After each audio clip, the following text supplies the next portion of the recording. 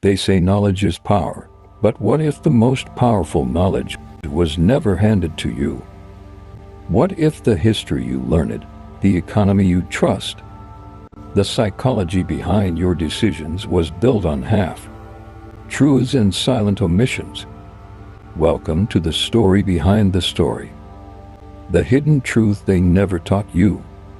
This isn't a conspiracy theory. It's reality hiding in plain sight. The manufactured history everyone knows. Napoleon lost the Battle of Waterloo. But the biggest winner wasn't a general. It was a banker. Whether the tale is perfectly accurate or exaggerated, the core truth remains. Wars are not just fought with guns, they're fought with influence and money. Think of history like a movie. The directors, generals, and presidents get the credit, but the producers, the money men, call the real shots. You probably learned that Christopher Columbus discovered America. But did anyone tell you about the African sailors who reached South America centuries earlier? Or the Viking settlements that predated Columbus?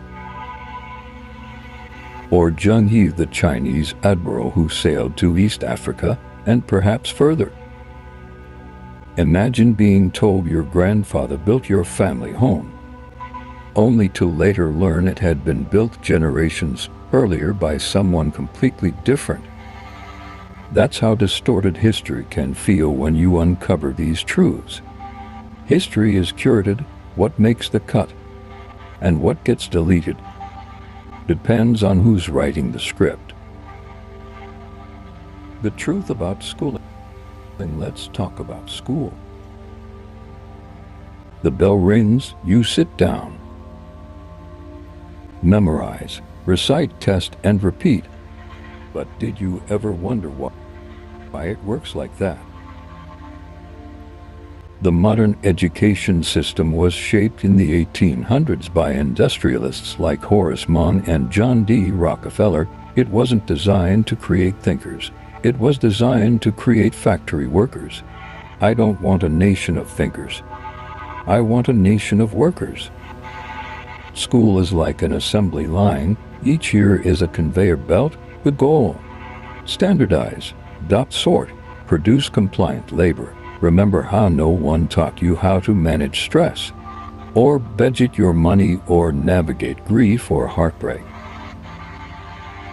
Yet you were drilled on trigonometry you'd never use again. That's not a flaw, that's the blueprint. The system isn't broken, it's working exactly as it was designed. Segment 340 to 60 money. The illusion of value. Let's decode money, not how to make it, but what it is. In 1971, President Nixon took the U.S. dollar off the gold standard. Before then, every dollar was backed by a real piece of gold. After that, it was backed by trust and nothing more. Imagine playing Monopoly and one day the banker says, "We no longer need the rules. Just trust me." Central banks can now print unlimited money. But when they do, your money, your savings, your retirement loses value. That $1 burger in 1990. It costs $4 now, but did your paycheck quadruple? Inflation is not accidental.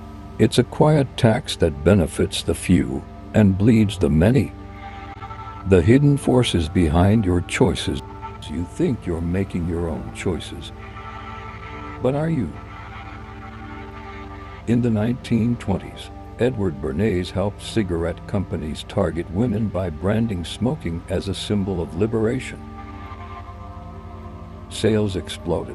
Bernays used his uncle Sigmund Freud's psychology to sell emotions, not products. That technique is now used everywhere. Social media, advertising, politics.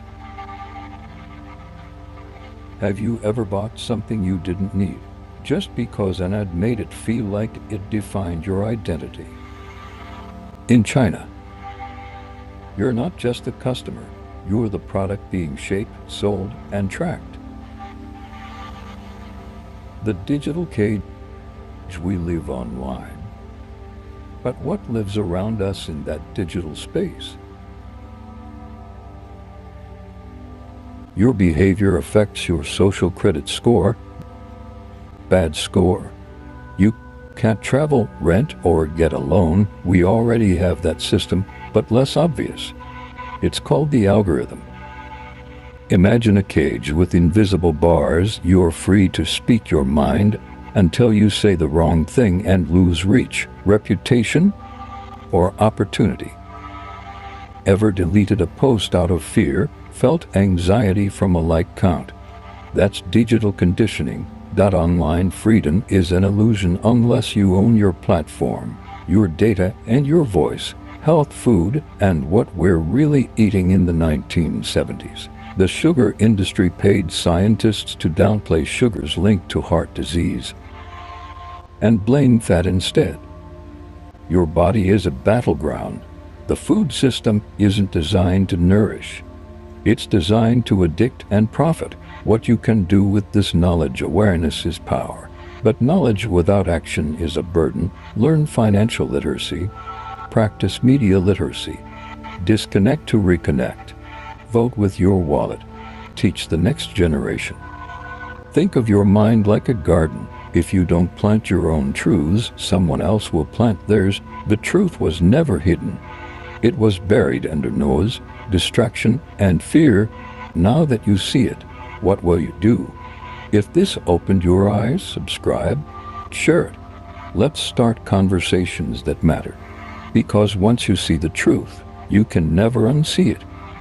The modern education system was shaped in the 1800s by industrialists like Horace Mann and John D. Rockefeller. It wasn't designed to create thinkers. It was designed to create factory workers. I don't want a nation of thinkers. I want a nation of workers.